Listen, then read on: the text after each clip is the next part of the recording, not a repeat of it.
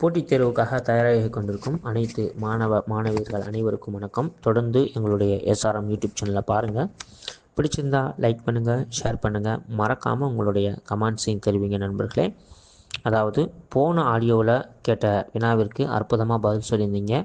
So பதில் சொன்ன அனைவருக்குமே வாழ்த்துக்கள். அதாவது தமிழ்நாட்டில் அமைந்துள்ள முதல் பல்லுயிர் பாதுகாப்பு தளம் எது அப்படின்னு சொல்லி கேட்டிருந்தேன். அதாவது மதுரையில் இருக்கக்கூடிய அரிட்டாப்பட்டி தான் அதுக்கு சரியான பதிலளித்த அனைவருக்கும் வாழ்த்துக்கள்.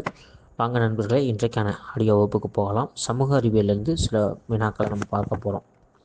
சரிங்களா? Question number 1. இயற்கை வரலாறு என்ற நூலை இயற்றியவர் யார்? விடை பிளினி. இயற்கை வரலாறு என்ற நூலை இயற்றியவர் யார்? விடை பிளினி. அடுத்த கொஸ்டின் பார்ப்போம். தமிழ் மொழியானது லத்தீன் மொழியிலும் பழமையானது என்றவர் யார்? விடை ஜார்ஜ் எல்காட். தமிழ் மொழியானது லத்தீன் மொழியிலும் பழமையானது என்றவர் யார்? விடை ஜார்ஜ் எல்காட். அடுத்த கொஸ்டின் பார்ப்போம். ஜார்ஜ் எல்காட் என்பவர் எந்த நாட்டைச் சேர்ந்தவர்? விடை கலிஃபோர்னியா. ஜார்ஜ் எல்காட் என்பவர் எந்த நாட்டைச் சேர்ந்தவர்? விடை கலிஃபோர்னியா. அடுத்த கொஸ்டின் பார்ப்போம். சேர அரசர்களை பற்றி கூறும் நூல் எது? விடை பதிற்று 10. அதாவது சேர அரசர்களை பற்றி கூறும் நூல் எது? விடை பார்த்தீங்கன்னா பதிற்று 10. அடுத்த கொஸ்டின் பார்ப்போம். பத்தினி தெய்வ வழிபாட்டை அறிமுகம் செய்தவர் யார்? விடை சேரன் செங்குட்டுவன். பத்தினி தெய்வ வழிபாட்டை அறிமுகம் செய்தவர் யார்? விடை பார்த்தீங்கன்னா சேரன் செங்குட்டுவன். அடுத்த கொஸ்டின் பார்ப்போம். கரிகாலனின் ஆட்சியில் நடைபெற்ற வணிக நடவடிக்கைகளை பற்றி விரிவாக கூறும் நூல் எது? விடை பட்டினப்பாலை. கரிகாலனின் ஆட்சியில் நடைபெற்ற வணிக நடவடிக்கைகளை பற்றி விரிவாக கூறும் நூல் எது? விடை பார்த்தீங்கன்னா பட்டினப்பாலை. அடுத்த வினா பார்க்கலாம். பட்டினப்பாலை என்ற நூலை இயற்றியவர் யார்? விடை கடியலூர் உருத்திரங்கண்ணனார். பட்டினப்பாலை என்ற நூலை இயற்றியவர் யார்? விடை கடியலூர் உருத்திரங்கண்ணனார். அடுத்த வினாவை பார்க்கலாம். அதாவது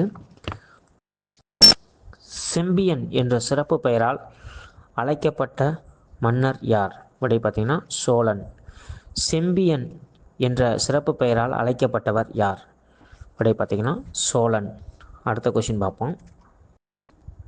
வானவன் என்ற சிறப்பு பெயரால் அழைக்கப்பட்டவர் யார்? விடை பார்த்தீங்கன்னா சேரன். வானவன் என்ற சிறப்பு பெயரால் அழைக்கப்பட்டவர் யார்? விடை பார்த்தீங்கன்னா சேரன். அடுத்த கொஸ்டின் பார்ப்போம். தென்னவன் என்ற சிறப்பு பெயரால் அழைக்கப்பட்டவர் யார்? விடை பார்த்தீங்கன்னா பாண்டியன்.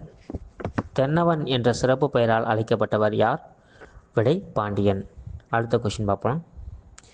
ஏழிசையில் வல்லான் என்று அழைக்கப்பட்டவர் யார்? விடை பார்த்தீங்கன்னா கரிகால சோழன். ஏழிசையில் வல்லான் என அழைக்கப்பட்டவர் யார்? விடை பார்த்தீங்கன்னா கரிகால சோழன். அடுத்த வினா பார்க்கலாம்.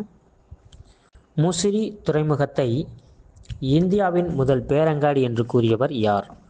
விடை பார்த்தீங்கன்னா பிளினி.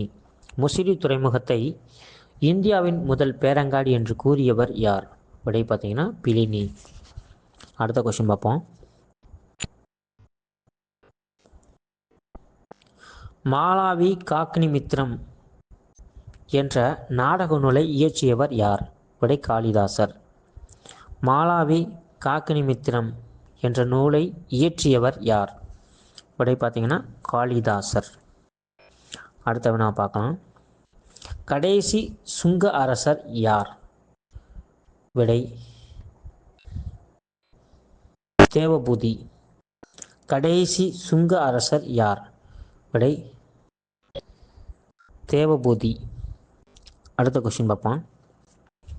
புஷ்யமித்திரரை ஆதரித்தவர் யார்?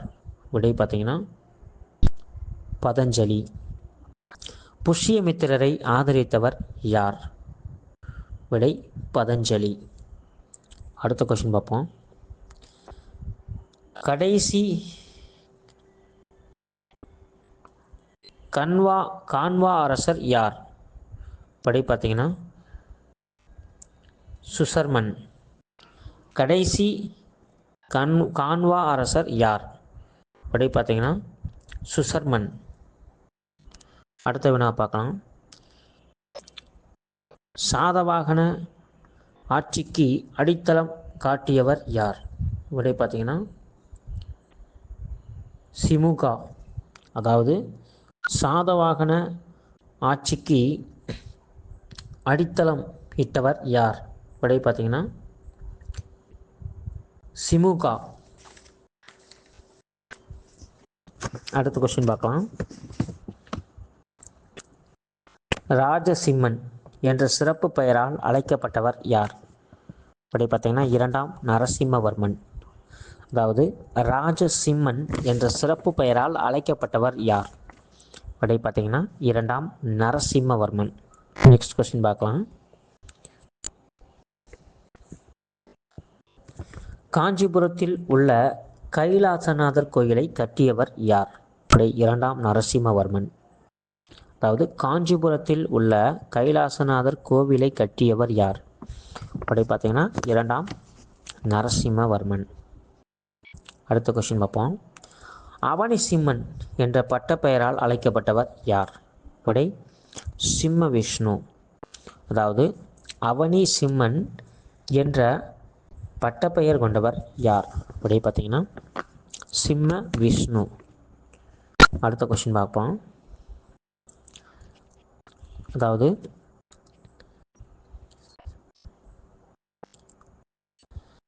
சங்கீத நசதி என்ற சிறப்பு பெயரால் அழைக்கப்பட்டவர் யார்? விடை பார்த்தீங்கன்னா முதலாம் மகேந்திரவர்மன்.